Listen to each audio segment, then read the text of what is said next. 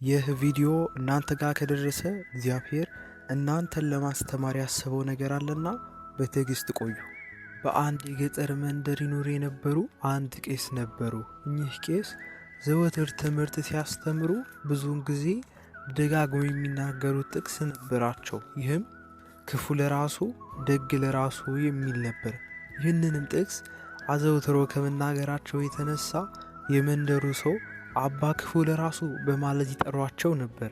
በዛ መንደር ትኖር የነበረች አንዲት ሴት ነበረች። ይችም ሴት በክፋት የተመላችና ቅንነት የጎደላት ሰው ነበረች። ብዙውን ጊዜ አባ ክፉ ለራሱ የሚያስተምሩት በደስታ አትቀበልም ነበር። እንደውም አልፎ ተርፎ ይህ አባ ክፉ ለራሱ የሚያስተምሩት ስለ እኔ ነው እያለች ታስብ ነበር። ከዕለታት አንድ ቀን ማህበር ደግሳ ቤቱ በደምተኛ በእንግዳ ተሞልቶ ሳለ አባ ክፉ ለራሱም በዛ ግብዣ ተካፋይ ነበሩ። እሳቸውም ከህዝቡ ጋር ሲበሉና ሲጠጡ ሲጫወቱም ነበር። በመሃል ተነስተው እንደ ልማዳቸው ትምህርት ማስተማር ጀመሩ። በትምህርቱም ውስጥ ብዙ ጊዜ ልጆቼ ሆይ ክፋትን በሰው ላይ አታድርጉ፣ ስራ ለሰሪው እሾህ ለአጣሪ ነውና እያሉ በምሳሌ ህዝቡን ያስተምሩ ነበር። እቺ ሴትም አሁንም ቤቴ ድረስ መጥተው ስለ እኔ ክፋትን ያወራሉ ብላ በቁጣ ተነሳች። እኚህን ቄስማ መግደል አለብኝ ብላ ወጥመድ አዘጋጀች። ይኸውም በአገልግል ውስጥ እንጀራ በመፈተትና በኮዳ ጠላ በመቅዳት መርዝ ከጨመረች በኋላ ስንቅ ሆኖት ብዬ ስጣቸዋለሁ ብላ አሰበች። በሐሳቡም ተደሰተች። እንዳሰበችው ልታደርግ ወሰነች።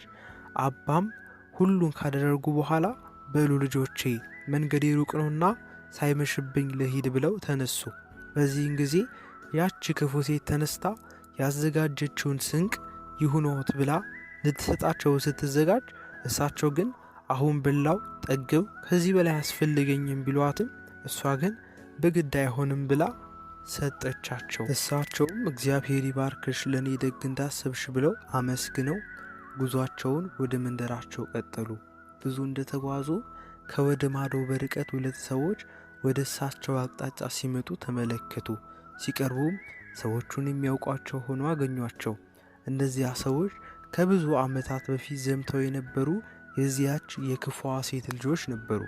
አባ ክፉ ለራሱም ያውቋቸው ስለነበር በደስታ አቅፈው ሳሟቸው። ሰዎቹም በጣም ረጅም መንገድ እየተጓዙ እንዲሁ በረሃብና በጥም እንደተሰቃዩ ነገሯቸው። በዛን ጊዜ አባ ክፉ ለራሱ እኔ ኮበልቼ ጠጥቼ ጠግቤ ከእናታችሁ ቤት የምወጣው አሁንም ቢሆን ደጓ እናታችሁ ለስንቅ ላይ የሰጠችኝን ምግብና መጠጥ አለ፣ ቤት እስክትደርሱ ይሆናችኋል በማለት የያዙትን ምግብና መጠጥ ይሰጧቸዋል። ልጆቹም ርቧቸው ስለነበር በደስታ ተቀብለው እየተሻሙ ይበላሉ፣ መጠጡንም ይጠጣሉ። ከበሉም ከጠጡም በኋላ ብዙ መንገድ ይጠብቀናል በማለት አባ ክፉ ለራሱን አመስግነው ወደ ቤታቸው ተጓዙ። ወደ ቤታቸው አካባቢ ሲደርሱ ያያቸው የአካባቢው ሰው በደስታ ልጆችሽ በሰላም መጡልሽ እንኳን ደስ አለሽ እያሉ ልጆቹን በማጀብ ይዟቸው ወደ እናታቸው ቤት ይገባሉ። ጥቂትም ከቆዩ በኋላ ተቃጠልን እያሉ በመዝለፍለፍ የነበረው ደስታ በቅጽበት ወደ ንጋጤ ለወጡት።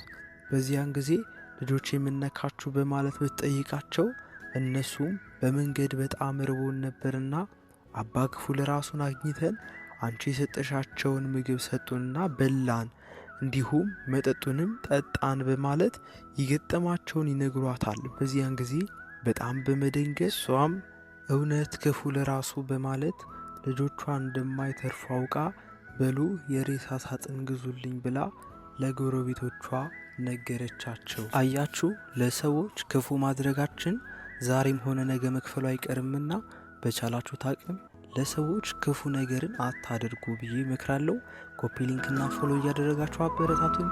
አመሰግናለሁ። እግዚአብሔር ይባርካችሁ።